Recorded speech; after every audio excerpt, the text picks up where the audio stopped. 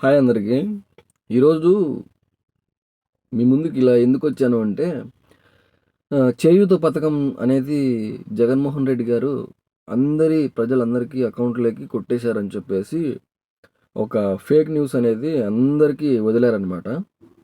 So, ఎందుకు వదిలారు అంటే అది నేను చెప్తాను ఇనండి. ఏం లేదు. ఇప్పుడు ఎలక్షన్ అయిపోయింది కదా! బీసీలందరూ గూడా చంద్రబాబు నాయుడు కల్లా మాట్లాడే వాళ్ళు ఉన్నారు కదా!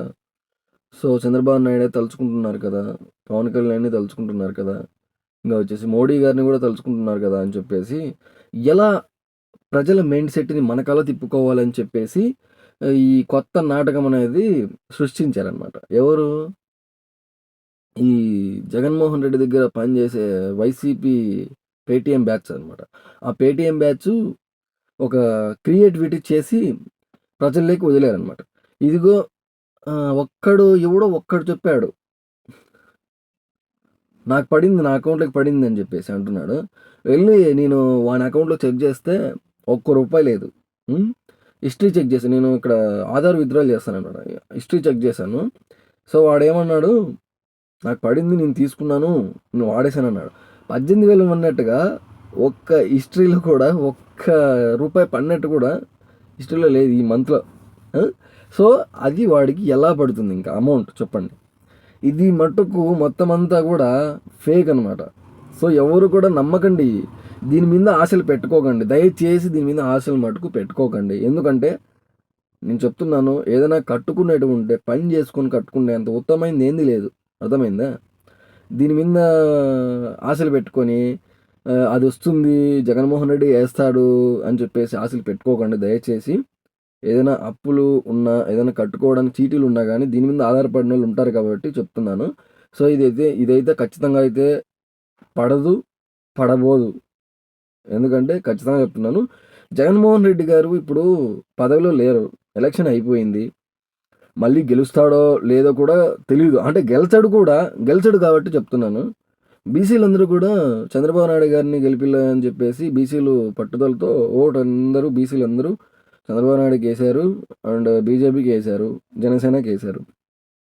సో, ఇంకెక్కడ గెలుస్తాడు? గెలిచాడు కాబట్టి ఆయన జగన్మోహన్ రెడ్డి గారు ప్రజలందరికీ ప్రతి ఒక్క ప్రజలందరికీ 45 ఏళ్ళు నిండిన ప్రజలందరికీ కూడా, మహిళలందరికీ కూడా అకౌంట్‌లోకి ఏసేస్తే అతనికి లాస్ అవుతది గదా! ప్రభుత్వము రాదు. సో, ఎలా చెప్పండి? ఆ! అది వేశాడు అంటే ఖచ్చితంగా గెలిచిన తర్వాత వేస్తాడు అంటే నమ్మొచ్చు. గెలిచక ముందే అందరి అకౌంట్‌లోకి పడిపోయాయంటే ఎవడు నమ్ముతాడండి చెప్పండి అసలు? ఇదంతా కూడా ఒక అపోహ. అంటే ఎవడో సృష్టించినటువంటి ఒక అదేమంటారు క్రియేటివిటీ. అర్థమైందా? సో, ఎవరు కూడా నమ్మకండి. ఇప్పుడు జగన్మోహన్ రెడ్డి గారిని అందరూ తలుచుకోవాలని చెప్పేసి ఈ యొక్క వార్తని క్రియేట్ చేసి వదిలారనమాట ప్రజల్లోకి. సో, ఇప్పుడు అందరూ కూడా జగన్మోహన్ రెడ్డి గారు కొట్టినటువంటి బటన్ నొక్కినటువంటి చేయూత పథకం పడిందంట అంటారు. పథకం పడిందంట అంటే ఫస్ట్ ఆఫ్ ఆల్ పేరు ఎవరిది వస్తుంది? జగన్మోహన్ రెడ్డి గారి పేరు వస్తుంది కాబట్టి అలాంటి క్రియేటివిటీ చేశారు. సో, ఎవరు కూడా దీని గురించి అయితే ఆలోచన చేయకండి. దయచేసి ప్లీజ్ అర్థం చేసుకోండి. ఖచ్చితంగా అయితే అవి పడవన్నమాట అకౌంట్‌లోకి. అందరూ కూడా దీని గురించి అయితే ఆలోచన పెట్టుకోకండి. మైండ్‌లోనికి రానీకండి. వెళ్ళి ప్రశాంతంగా పని చేసుకోండి. అర్థమైందా? ఇంట్లో ఆడవాళ్ళు చాలామంది దీని గురించి అయితే చాలామంది ఆలోచన చేస్తున్నారు. అన్నం చేయట్లేదంట పిల్లలకి. ఆ! సీరియల్స్ చూడడం కూడా ఆపేసి దాని గురించి ఆలోచన చేస్తున్నారంట. హ్మ్. ఆమె అంటే ఆమె హస్బెండ్‌కి అన్నం పెట్టడం కూడా మర్చిపోయి అదే ఆలోచనలో ఉన్నారంట. సో, ఎవరు కూడా దీని గురించి ఆలోచన చేయకండి. ప్లీజ్ దయచేసి చెప్తున్నాను. ఇప్పుడు రాబోయే ప్రభుత్వం వచ్చేసి మన చంద్రబాబు నాయుడు గారి తెలుగుదేశం పార్టీ ఖచ్చితంగా వస్తుంది. మహిళలకి నెలకి 1500 ఏస్తారు అకౌంట్లోకి. ఇంకా వచ్చేసి డిగ్రీ అయిపోయిన యూత్‌కి నెలకి 2000 రూపాయలు అకౌంట్లోకి వేయడం జరుగుతుంది. సో, చాలా ఉన్నాయి పథకాలు. సో, వెయిట్ చేయండి. జగన్మోహన్ రెడ్డి గారిని తలుచుకోకండి ఎవరు కూడా. ఆయన ఇంకా జైలుకి వెళ్ళిపోతారనమాట. చంద్రబాబు నాయుడు గారు గెలుస్తానే ఖచ్చితంగా జైలుకి పంపించేస్తారు. ఆ జైల్లో కూడా అక్కడ చాలా క్రియేట్ చేశారనమాట అతనికి ఆహ్వానించడానికి.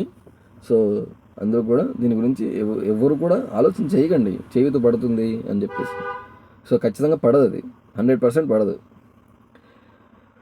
సో ఓకే ఫ్రెండ్స్, ఇంతటితో ఈ వార్త ముగియబోతున్నాను. సో బాయ్ అందరికీ. ఎవరు ఆలోచన పెట్టుకోకుండా సక్రమంగా పనులు చేసుకోండి. ఓకేనా? బాయ్, నమస్కారం.